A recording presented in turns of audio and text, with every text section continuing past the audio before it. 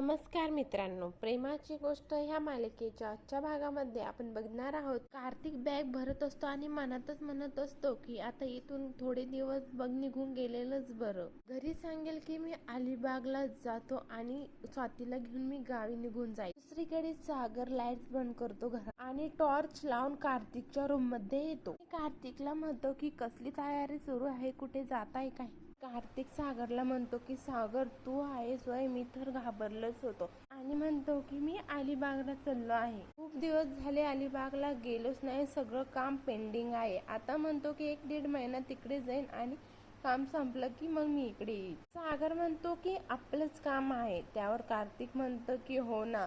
सागर म्हणतो की ते तुमचा फोन रिपेअर होत नाहीये, त्यामुळे मी दुसरा ऑर्डर केला. कार्तिक म्हणतो की काही गरज नाहीये, मी घेतला असता. कार्तिक म्हणतो की पण तो जुना फोन माझा. त्यावर सागर म्हणतो की हा घ्या की. सागर म्हणतो की बाय द वे तुम्ही किती वाजता निघताय. कार्तिक म्हणतो की 5 वाजता निघेल. सागर म्हणतो की ओके, तुम्ही निघायच्या आत तुमच्या हातात नवीन फोन असेल. सागर म्हणतो की घ्या आवरून, बाय. आणि सागर तिथून निघून जातो आणि तो गेल्यानंतर कार्तिक 1 तास मनात विचार करत असतो की बरं झालं मी आरतीला धमकावून ठेवला आहे, नाहीतर नवीन फोन ऐवजी त्याने माझ्या कानाखाली दिली असती आणि मला सागरने जेलमध्ये देखील टाकलं असतं. लवकर सटकायला हवं इथून आता. दुसरीकडे मुक्ता कोळ्यांच्या घरामध्ये ती सागरने घरामध्ये सजावट केलेली असते मुक्ता येणार म्हणून. खूप छान डेकोरेशन केलेलं असतं आणि लिहिलेलं देखील असतं की वेलकम बॅक मुक्ता. घरामध्ये मुक्ता येतच असते, लगेच लाईट लागतात आणि सागर मुक्ताला म्हणतो की या. पण मुक्ताला काही कळतच नसतं हे सगळं काय आहे म्हणून. सागर मुक्ता जवळ जातो आणि मुक्ताला म्हणतो की वेलकम बॅक मुक्ता.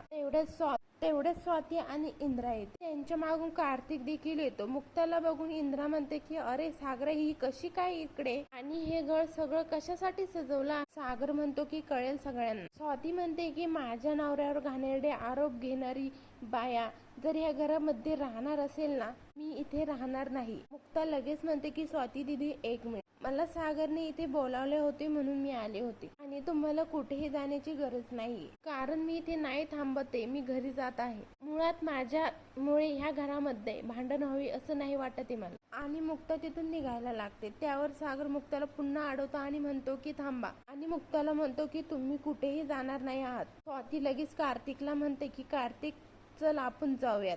कार्तिक म्हणतो की हो निघूयात आपण इथून, आम्हाला तर इथे एक क्षण देखील थांबायचं नाही. सागर म्हणतो की 1 मिनिट, एवढी कसली घाई आहे तुम्हाला जाण्याची. सागर म्हणतो की एक फिल्म आहे 5 मिनिटाची, ती बघून जा. कार्तिक म्हणतो की आम्हाला उशीर होतोय आणि इंद्राला सागर म्हणतो की आई तू पण ये. सागर घरातील सगळ्यांना आवाज देऊन बाहेर बोलावतो. इंद्रा सागरला म्हणते की सागर काय आहे हे, हिला आधी घराच्या बाहेर काढ. बापू म्हणतात की ए इंद्रा, आधी सागर काय म्हणतो ते ऐकून तर घे. सागर म्हणतो की सगळेजण शांत बसा आणि हे बघ. कार्तिकने आरतीला धमकावलेला सगळा प्रकार सागरने कॅमेऱ्यामध्ये कैद केलेला असतो आणि तोच व्हिडिओ सागर सगळ्यांना दाखवतो. आणि हे सगळं बघितल्यानंतर स्वातीला तर काही कळतच नसतं.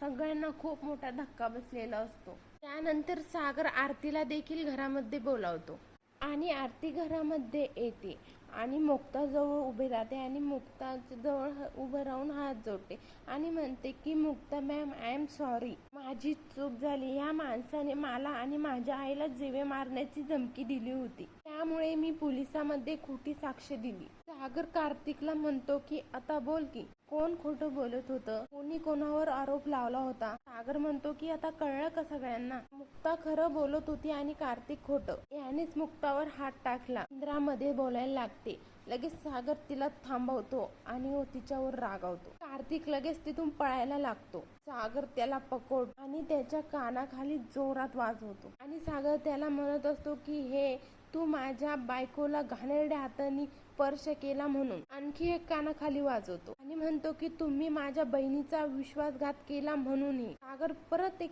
कानाखाली वाजवतो आणि ही माझं घर मोडायला निघाला होतात म्हणून. सागर कार्तिकला म्हणत असतो की माझ्या बहिणीचा हात जेव्हा तुझ्या हातामध्ये दिला ना, तेव्हा वाटलं नव्हतं एवढं नीच माणूस असशील तू. तुला काय वाटलं रे, तुझ्यासारख्या फालतू माणसाच्या बोलण्यावर मी विश्वास ठेवेल. सागर म्हणतो की देवाने जरी सांगितलं असतं ना, तरी देखील मी त्याच्यावर सुद्धा विश्वास ठेवला नसता. सागर म्हणतो की ती सावनी नाहीये मुक्ता मुक्ता आहे मुक्ता, माझी बायको. सागर पुन्हा कार्तिकच्या कानाखाली वाजवतो आणि मुक्ताच्या पायापाशी कार्तिक जाऊन पडतो आणि कार्तिकला म्हणतो की माझा स्वतःपेक्षा जास्त यांच्यावर विश्वास आहे आणि तुझी ही सगळे नाटकं बघून मी हातावर हात देऊन बसून राहील असं वाटलं तरी कसं तुला. आणि बापू म्हणतात की जावई म्हणून घेण्याची लाज वाटते मला याची. तेवढ्यात पूर्व आणि माधवी येतात. बापू म्हणतात की माझा तर सुनबाईवर पहिल्यापासूनच विश्वास होता, पण ह्याने त्या मोबाईल मध्ये मेसेज दाखवले म्हणून मी गप्प बसलो. सागर म्हणतो की ते मेसेज देखील यानेच पाठवले मुक्ताच्या मोबाईल वरनं. पुरू काका मध्येच बोलतात आणि म्हणतात की सागरराव, मुक्ता काय चाललं आहे हे. सागर पुरूला म्हणतो की बाबा मी सगळं सत्य समोर आणलं आहे. मुक्ता खरं बोलत होती. ह्या कार्तिकने मुक्तावर जबरदस्ती करण्याचा प्रयत्न केला होता. सागर म्हणतो की माझ्याकडे सगळे पुरावे आहे, मी पोलिसांना देखील बोलावलं आहे, ते येत आहे. तो कार्तिकची कॉलर धरतो आणि म्हणतो की हे नालेक माणसा, तुझी हिंमत कशी मुक्ताच्या अंगावर हात टाकण्याची. सागरराव, तुम्ही लवकरात लवकर पोलिसांना बोला, नाही तर माझ्या हातून याचा जीव जाईल. आणि तेवढ्यात पोलीस येतात. सागर पोलिसांना म्हणतो की साहेब पकडा याला, आणि पोलिसांना त्याच्या विरोधातले सगळे पुरावे सागर देतो. कार्तिक पोलिसांना म्हणतो की मी खरंच असं काही केलं नाहीये, हे सागर आणि मुक्ताचं कारस्थान आहे. पोलीस कार्तिकला म्हणतात की तुम्हाला जे काय बोलायचं आहे ना ते पोलीस स्टेशन मध्ये जाऊन बोलायचं. स्वाती इंद्रा रडायला लागतात आणि पोलिसांना म्हणतात की खरंच यांनी काही नाही केलेलं. पोलीस इंद्रा आणि स्वातीला म्हणतात की पोलिसांच्या कारवाईमध्ये तुम्ही जर डोकं घातलं ना तुम्हाला देखील आम्हाला घेऊन जावं लागेल. म्हणते की देव माणसासारखा जावई आहे माझा. सागर आपल्या घरातल्या गोष्टी घरातच मिटवला. त्यावर सागर म्हणतो की आई तू शांत बस, याला शिक्षा झालीच पाहिजे. सागर म्हणतो की साहेब तुम्ही घेऊन जा. त्यानंतर माधवी म्हणते की हे सगळं तुम्हाला आधीच माहिती होतं, मग तरी देखील तुम्ही गप्प का राहिलात. तुम्हाला कळतंय की एका माणसाच्या गप्प राहण्यामुळे किती गैरसमज होतात. आम्हाला देखील असंच वाटलं की तुमचं मुक्तावर अजिबात विश्वास नाहीये आणि तुमचा आम्हाला खूप राग आला होता. त्यावर सागर म्हणतो की आई एक मिनिट शांत व्हा, मी तुमची माफी मागतो. बाबा तुमची देखील माफी मागतो, खरंच मला माफ करा. सागर म्हणतो की मी गप्प राहिलो याचा अर्थ असा की मला पुराव्यांसकट हे सगळं सिद्ध करायचं होतं. सागर म्हणतो की हे बघा, मुक्ताच्या प्रत्येक शब्दावर माझा विश्वास होता, पण पुराव्याशिवाय बोलणं योग्य नव्हतं म्हणून मी गप्प राहिलो. सागर म्हणतो की आई मी तुम्हाला वचन दिलं होतं की मी मुक्ताला एकटं नाही सोडणार, त्यांच्यावरचा विश्वास मी कमी पडू देणार नाही आणि मी माझा शब्द पाळला आहे आणि मी मुक्ताला निर्दोष सिद्ध केलंय. त्यानंतर सागर मुक्ताजवळ जातो आणि मुक्ता समोर जाऊन हात जोडतो आणि म्हणतो की मला माफ करा मुक्ता. सागर मुक्ताला म्हणतो की माझा तेव्हाही तुमच्यावर विश्वास होता आणि आजही आहे आणि तो कायम राहील. मी तुमची कधीच साथ सोडणार नाही. आणि त्यानंतर सागर म्हणतो की मी आलो. सागर बॅग घेऊन येतो मुक्ता समोर आणि मुक्ताच्या हातात हात घेतो. मुक्ता देखील सागरच्या हातावर हात ठेवतो. दुसरीकडे बापू, पुरू आणि माधवीची माफी मागतात. बापू म्हणतात की कळत न कळत आमच्याकडून खूप मोठी चूक झाली. पुरू बापूला म्हणतात की नाही बापू तुम्ही माफी नका मागू. त्यानंतर पुरू सागर समोर हात जोडतो आणि म्हणतो की सागरराव खरंच थँक्यू, तुम्ही आज सगळ्यांसमोर माझ्या मुक्ताला निर्दोष सिद्ध केलं आणि मी ही चुकीचं आहे हे देखील सिद्ध केलं, त्यासाठी देखील खरंच थँक्यू. स्वाती तिथून निघून जाते. पुरू म्हणतो की वाईट फक्त ह्याच गोष्टीचं वाटतं की बिचाऱ्या स्वातीला आणि तिच्या मुलीला त्या नालायक माणसामुळे खूप काही भोगावे लागणार आहे पुढे.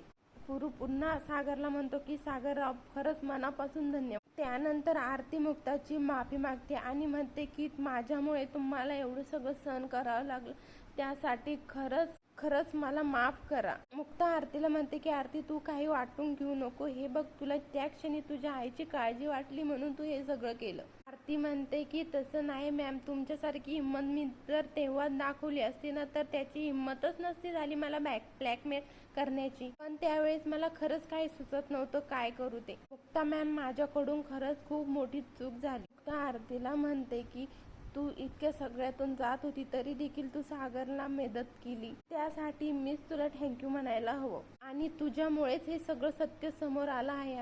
आरती म्हणते की मॅम थँक्यू म्हणून मला लाजवू नका. ती म्हणते की मॅम तुम्हाला एक सांगू, तुम्ही खरंच खूप लकी आहात, तुम्हाला सागर सरांसारखा नवरा मिळाला. पुढील भागात आपण बघणार आहोत की मुक्ताला सई म्हणते की मुक्ता आई आपण पप्पाच्या घरी कधी जायचं. तेवढ्यात लगेच सागर येतो आणि सईला म्हणतो की आता लगेच. मुक्ता सागरला म्हणते की मी नाही येऊ शकत, पण तुमच्यासोबत. सागर म्हणतो की पण सगळं सॉल्व्ह झालं आहे आता. मुक्ता म्हणते की तुमचा माझ्यावर विश्वास आहे, पण मम्मी आणि स्वातीताईचं काय? त्यानंतर स्वाती देखील मुक्ताची माफी मागते. इंद्रा देखील गोखल्यांच्या घरी येते आणि महादेवीला म्हणते की मुक्ताला आमच्या घरी पाठवा ना, आमची चूक झाली. पुढील भागाच्या डेली अपडेट पाहण्यासाठी शिवानी मराठी चॅनलला सबस्क्राईब करा, लाईक करा, शेअर करा. धन्यवाद.